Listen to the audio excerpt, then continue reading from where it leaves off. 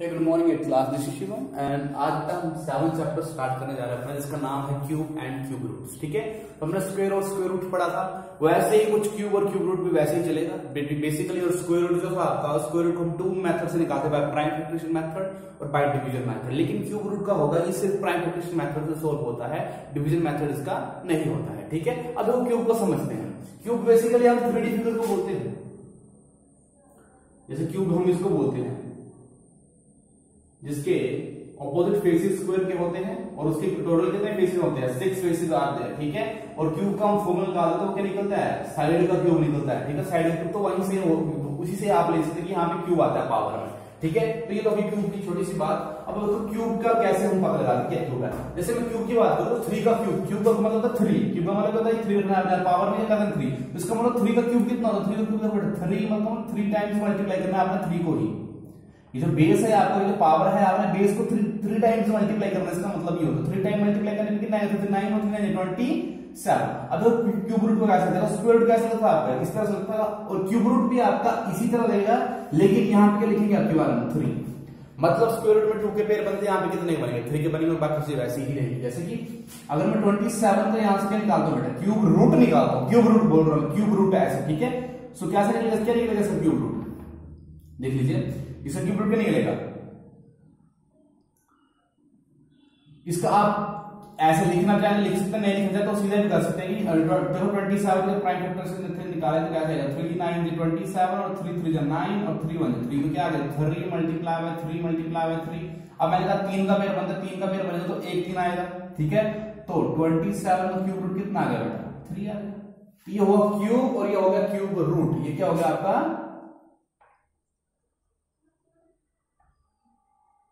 Cube root. ठीक है, ये क्यूब हो गया, ये क्यूब रूट हो गया। आई थिंक आपको समझ आया। चलिए स्टार्ट करते हैं एक्सरसाइज से। ज्यादा टू ही एक्सरसाइज की ज्यादा लेंथी कोई चैप्टर नहीं है आपका ये, तो ज्यादा समय इसमें बर्बाद नहीं करेंगे। ठीक है, अच्छा उससे पहले कुछ नंबर से क्यूब लिखवा देता हूं आपको, वो लिख लीजिए। ठीक है, बेसिकली डान तक लिखवा देता हूं। ठीक है, तो लिखिए क्यूब्स ऑफ सम नंबर्स, ये लागू होना चाहिए आपको। 1 का क्यूब उतना भी कर लो बेटा, 1 ही देता है। 2 का क्यूब कितना होता है बेटा 8, 3 का क्यूब होता है बेटा 27, 4 का क्यूब होता है 64, 5 का क्यूब होता है 125, 6 का क्यूब होता है 216, 7 का क्यूब होता है बेटा 243, 8 का क्यूब होता है बेटा 512, 9 का क्यूब होता है बेटा 729 और 10 का क्यूब होता है बेटा 1000। ये आपको सारी वैल्यू याद होनी चाहिए। ठीक है, मतलब 1 का क्यूब कितना है 1, 2 का क्यूब कितना है 8, 3 का क्यूब कितना है 27। अच्छा ये तो हो गया क्यूब।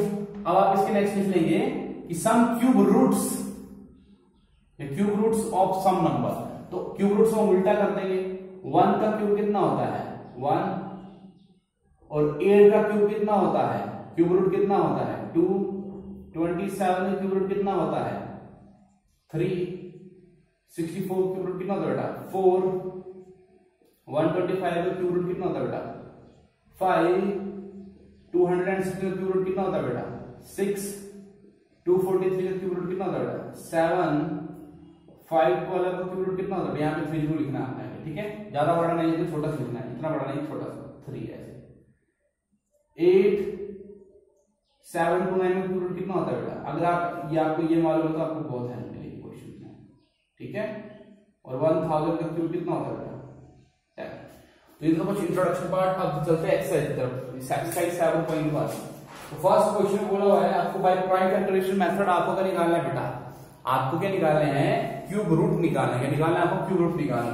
अगर हम फर्स्ट क्वेश्चन की फर्स्ट पार्ट की बात करें, 260 का क्यूब रूट निकालना है। देयरफॉर वैसे ही करेंगे बेटा, बाय प्राइम फैक्टराइजेशन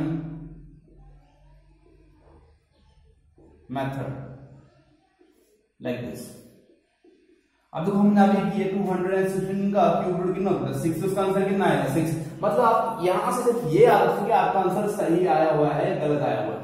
आपको डायरेक्ट तो नंबर नहीं मिलेगा, आपको प्राइमरी मेथड से सोल्व करना पड़ेगा, लेकिन आपको ये टर्म याद होगा बेटा तो आपका आंसर कभी गलत नहीं। उसका आप उसको कंपेयर कर सकते अच्छा हमने वहां पे पढ़ा था 216 क्यूब होता है 6, तो अगर यहाँ पे 6 आया मतलब आपने क्वेश्चन गलत किया, कुछ मिस्टेक किया यहाँ पे 2 से करो बेटा 2 1 जा ऐसा करो 2 10 जा 20 1 कैरी बच गई 21 में से 20 माइनस 1 कैरी आगे 6 साल 6 का तो 16 बन गया और 2 8 जा 16 2 5 10 2 4 जा 8 2 2 जा 4 1 42 7 14 3 3 जा 3 9 27 3 3 जा 9 और 3 1 तो हम यहाँ पे लिख लेंगे बेटा कितना है हमारे पास 216 का क्यूब में आपको राइट हैंड साइड अंडर लगाना जरूरी नहीं होता, ठीक है। 2 into 2 into 2 into 3 into 3 into 3 ये 3 का पेयर ये 3 का पेयर तो कितना आएगा बेटा यहाँ से 2 into 3 और कितना आ गया 6। मतलब 216 का बाय ट्राइफैक्टोरियल मेथड जो अंडर जो क्यूब रूट आया सॉरी वो कितना आ गया बेटा 6 और आपने वहां पे पढ़ा था कितना होता है 6, तो आपको तो बोल गया आपकी क्वेश्चन हमने सही किया होगा, ठीक है।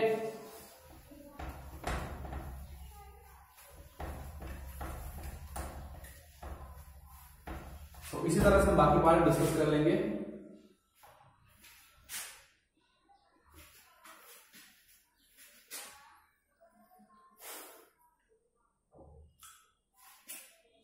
टू 118 के निकालने हैं आपको क्यूब, सॉरी 128 का cube,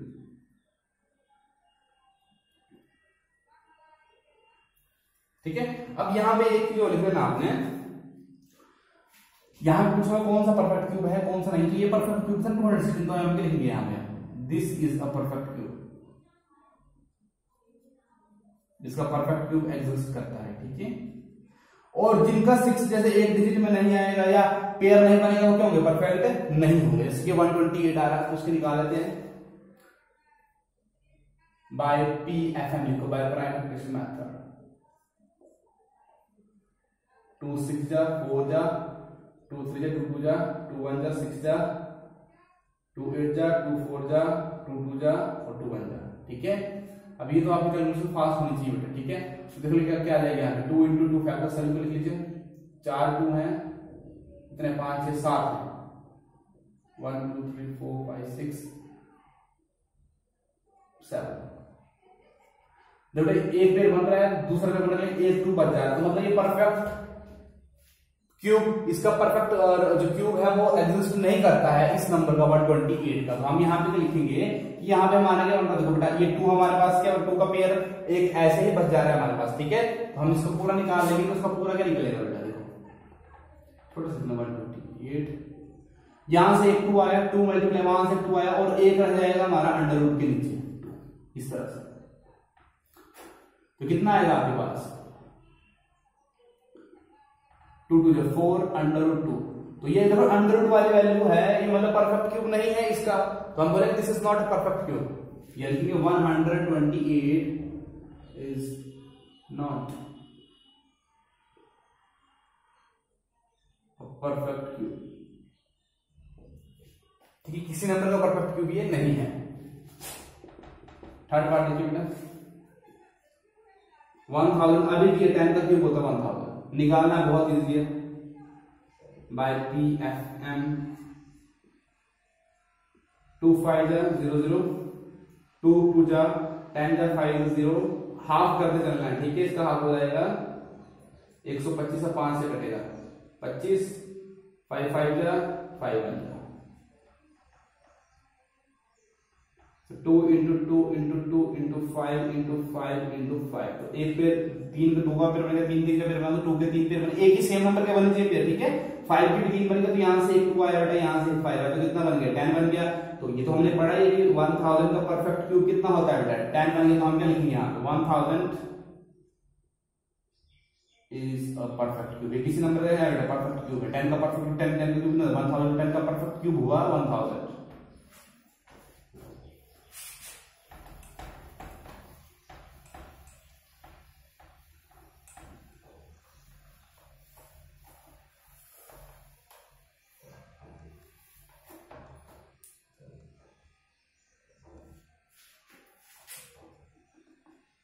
fourth part fourth part में क्वेश्चन नंबर सेकंड। देखो फिर बाकी अगर आप बोलेंगे कि सर आप हमको आधे पार्ट क्यों करवा रहे हैं, तो बेटा जिस हिसाब से मैं आपको समझा रहा हूं, अगर आपने किसी क्वेश्चन के 10 पार्ट है, 10 के 10 प्राइम फैक्टर मेथड से होने और वही बताना है आपको परफेक्ट क्यूब और नॉट परफेक्ट क्यूब, तो अगर आपको 3 समझ आ रहे हैं तो बाकी के 7 भी समझ आ जाएंगे। तो मुझे नहीं लगता कि सब पूरे के पूरे क्वेश्चन आपको करवाने की जरूरत है, आपको ये कॉन्सेप्ट समझना है, ठीक है, प्रैक्टिस करनी है तब जाके होगा, ठीक है। तो 3 मैंने यहां पे करवाया, आगे पता नहीं कितने पार्ट हैं वो आप देख लें, ठीक है। लेकिन अगर आपको ये 3 आ गए तो आप उनको भी कर लोगे, ठीक है, कोई दिक्कत नहीं हो। सेकंड का फर्स्ट पार्ट देखते हैं, 243 पर आपको स्क्वायर रूट निकालना है, ठीक है। और बाहर में वो प्रीवियस क्वेश्चन था कि यहाँ पे एक स्मॉलेस्ट होल नंबर बनेगा जिससे मल्टीप्लाई करने पर आपको क्या मिलेगा, परफेक्ट क्यूब मिलेगा। तो वो नंबर कौन सा होगा सिर्फ आपको बताना है, उसका परफेक्ट क्यूब आगे नहीं निकालना है, उसका परफेक्ट क्यूब आगे नहीं निकालना है, मतलब जितने कम पड़ेंगे उतना हम लिख देंगे यहाँ पे 1 2 कम पड़ रहा है, ठीक है। और वही आपका छोटा होल नंबर है, इसको मल्टीप्लाई करने पर ये परफेक्ट क्यूब बन जाएगा। चलिए बाय PFM 3 8 से 3 बन जा, 3 2 6 1 कैरी 2 बचेगा, 2 कैरी 21 हो जाएगा, तो 7 21 3 9 जा 3 3 जा 3 बन जा। तो अगर हम चेक करें तो कितना आ रहा है, 3 × 3 × 3 × 3 × 3। एक पेड़ तो बन गया, लेकिन दूसरे पेड़ बनने के लिए कितना हमें चाहिए था, दूसरे पेड़ बनने के लिए हमें एक 3 और चाहिए था। तो यहाँ पे वो 3 स्मॉलेस्ट होल नंबर है जिसको हम इस नंबर से मल्टीप्लाई करके तब जाके हमें परफेक्ट स्क्वायर या परफेक्ट क्यूब मिलेगा, सॉरी, ठीक है। हम यहाँ पे लिख देंगे line here 3 is the smallest whole number by which we multiplied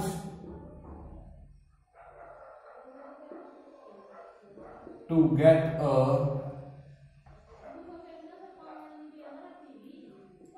perfect cube.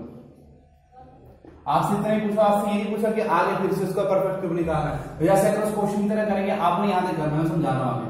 3 से मल्टीप्लाई करना, 3 कितना है बेटा, 9 3 4 जा 12 3 2 6 7 29। देखो 729 का परफेक्ट क्यूब होता है 9। वहां से क्या जाएगा बेटा, 9 आ जाएगा। तो यही पूछो, तो आपको यही पूछो तो आपने इतना ही करना है इसको, ठीक है।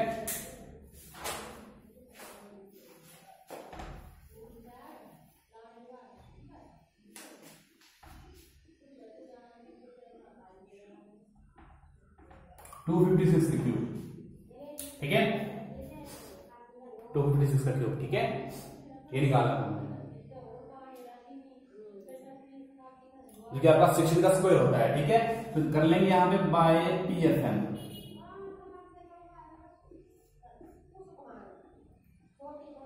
2 1 8 2 6 4 जा 2 3 जा 2 2 जा 2 6 32 होते हैं, 2 8 जा 16 होते हैं, 2 4 जा 8 होते हैं, 2 2 जा 4 होते हैं, और 2 1 जा 2। देखो चेक कर लो, अगर 2 2 के पेयर बनाए तो हमारे कितने पेयर बन रहे हैं, 8, तो मतलब 8 पेयर बन रहे हैं, मतलब 2 की पावर कितनी आ रही है, 4 आ रही है, मतलब 16 का स्क्वायर होता है 256। ये तो हमें मालूम है, पर स्क्वायर की बात नहीं, यहाँ पे किसकी बात कर रहे हैं, क्यूब की बात कर रहे हैं।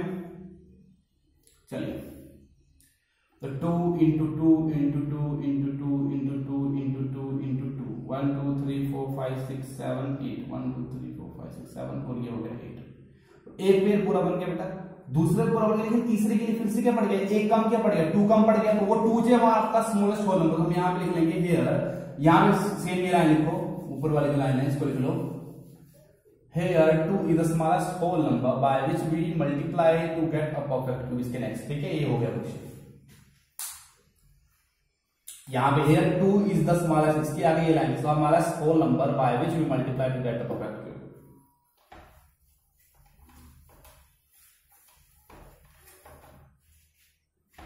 चलिए नेक्स्ट क्वेश्चन देखिए, इसी का part number 3 72।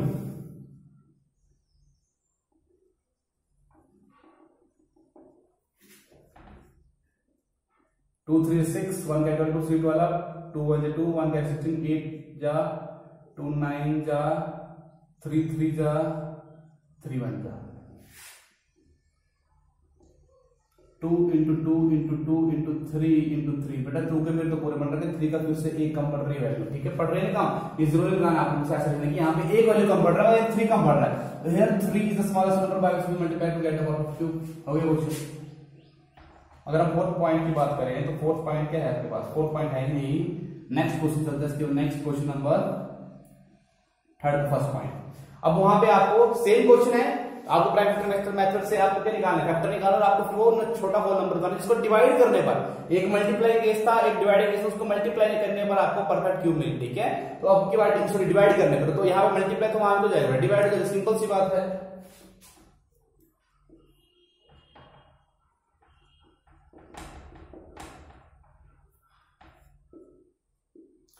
3 to 6 to get 21 3 7 21 3 9 27 3 3 जा 9 और 3 1 जा 3। लिख लीजिए क्या फैक्टर आया आपके पास?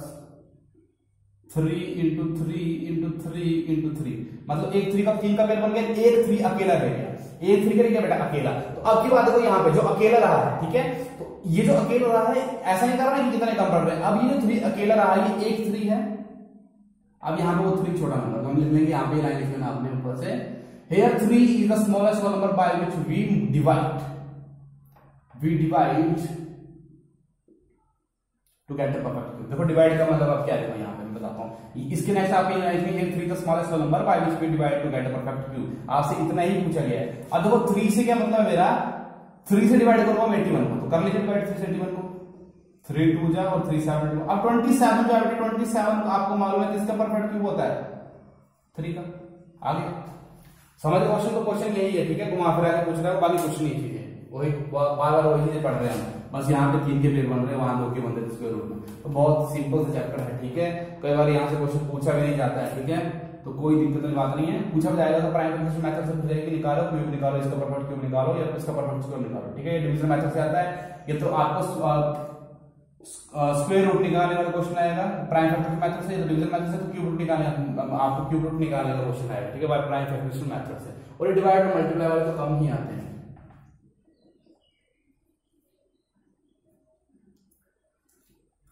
क्वेश्चन नंबर 3 का सेकंड पार्ट जो है वो है आपके पास, लिख लेंगे बाय PFM 128 निकाला, 2 6 जा 2 4 जा 2 32 जा 64, 2 6 32 2 8 जा 2 4 जा 2 2 जा 2 1 जा।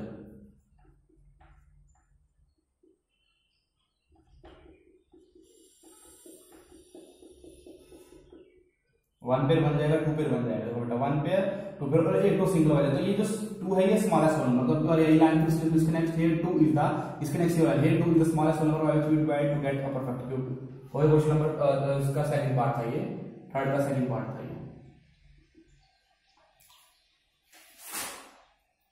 ये एक थर्ड पार्ट कर लेते हैं और उसके नेक्स्ट चैप्टर खत्म हो जाएगा। 7 पॉइंट एक्सरसाइज एक्सरसाइज यहाँ पे फिनिश हो जाएगी और कल हम कंप्लीट कर लेंगे 7.2 और आपका 7th चैप्टर भी इसी प्रकार फिनिश। और उसके नेक्स्ट हम करेंगे कोई भी चैप्टर कर लेंगे, 8th कर लेंगे, 8th चैप्टर का लेंथी है वो चैप्टर पहले कर लेंगे। इसमें निकालना है बेटा आपको 35 के क्यूब, ठीक है, लिखा by PFM prime factorization method 5 7 जा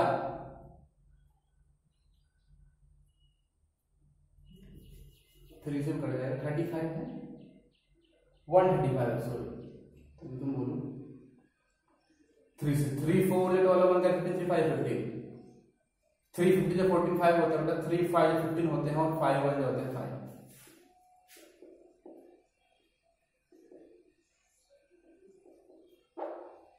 कोई जरूरत नहीं। तो 3 का 3 का पेयर बन लेकिन एक 5 बचा, तो ये 5 का स्क्वायर आपका होगा छोटा नंबर से डिवाइड करने पर, जिसको आप 135 से जिसको 5 से डिवाइड करेंगे तो आपके पास तब जो नंबर आएगा उसका परफेक्ट क्यूब रूट निकालेंगे तब परफेक्ट क्यूब आएगा आपके पास वो, ठीक है। तो लाइन लिख लेंगे हियर 5, इसके नेक्स्ट ये line 5 the smallest whole number by which we divide to get a perfect cube। इसी प्रकार आपकी एक्सरसाइज 7.1 फिनिश होती है। तो that's all for today, thank you very much.